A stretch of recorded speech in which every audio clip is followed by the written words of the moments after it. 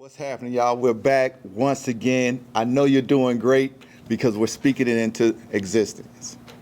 Listen, I got to share this with y'all. It's amazing. At the center of everything God calls us to do, there is one command that holds everything together.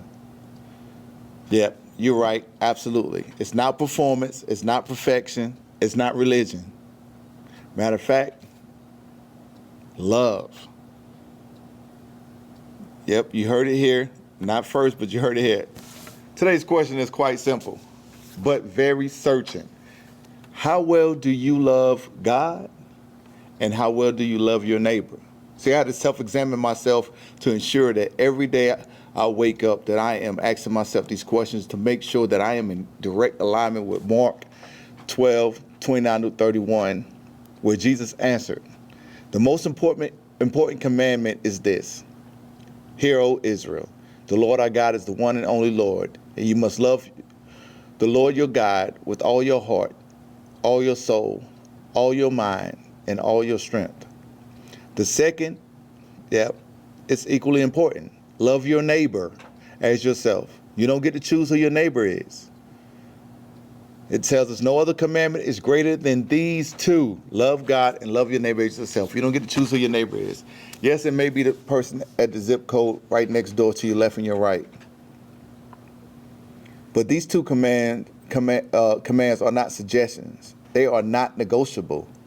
We don't get to choose who they are. It could be the person at the grocery store, at the gas station, at work, at school, at any event you go to. These are the foundations for our life, to live a Christ-like life. Everything in the kingdom flows from these two commands. Jesus was asked by an expert of the law, which command is the most important? And here was his answer, clear as day. Love God completely and love your neighbor genuinely. If we get love wrong, we get everything wrong. It makes me think about how much do we really love ourselves? How much do we really love God? See, loving God completely, Jesus calls us to do this with our heart, which is our passion, with our soul, which is with our devotion, and our mind, our thoughts, our strength, which is our actions. This means love is not just words that come out of our mouth. It is also demonstrated in how we live. You can claim to love God with your mouth, but your life must prove it. If you're going to talk it, you got to walk it. You heard me?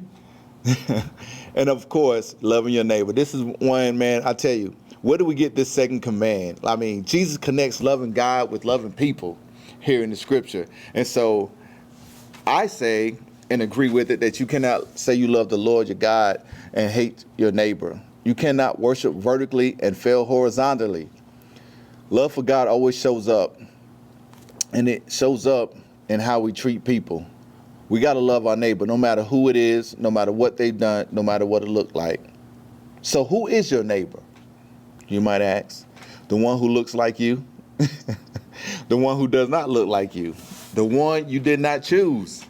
Even your enemies are your neighbor. Yep, you heard me say it. Your neighbor is anyone God places in your path.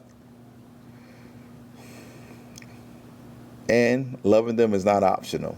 It is obedience. We must love them, no matter what it looks like. We must take love at what it's worth, and it is an action. Love is not just what we feel. It's not just what we do. Love chooses to be kind. Love chooses mercy. Love chooses forgiveness. Love chooses to do what is good, even when it is hard. They say if you take a easy path, your life's going to be hard.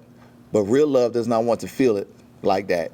Real love says, I'm going to take whatever path that God puts in front of me, and I'm going to choose to move in real love.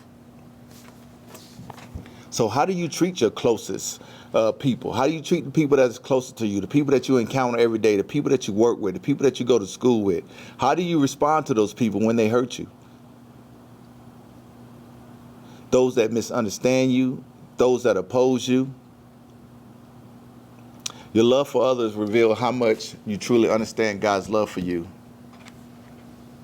We must learn this great principle and apply it in every area of our life. We can't choose when and who and where. We must learn to live by this love.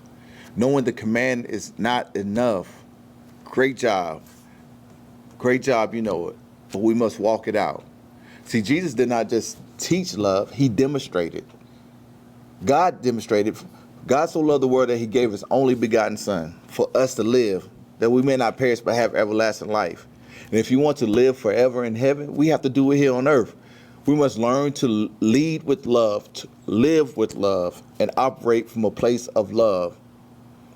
Loving God with everything you have position us to be able to look ourselves in the mirror and say we do love ourselves, and that the way I love myself, I'm going to love my neighbor. I'm going to treat my neighbor with the same love I treat myself. And so you got to ask yourself, are you loving yourself? Because however you treat yourself is how you're going to treat your neighbor. So if you don't love yourself, then we need to start from the basis and make sure that we love God. And then we love ourselves, then we're able to love our neighbor. Repeat after me. Lord, come into my heart. Teach me to love others the way you love me.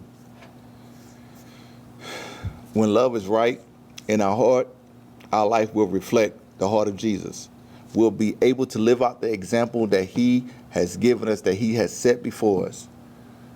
So on today, take a moment to look at the foundation of your love and ask yourself, do you love yourself? Do you love God first and foremost? And then when you're able to love God, you're able to love from the center of who you are. You're able to love yourself. And listen, I think it's a transaction. I think it's an investment. When you love yourself, as the word says, love your neighbor as you love yourself. That is a plain and simple point for us to go in, do some examination and break down and say, you know what? I need to make sure, because when the love that we give ourselves is the love we're going to give our neighbor. So whatever you do on today, love God and love your neighbor. Make a vow, make a commitment in all your actions and all that you do from this day forward.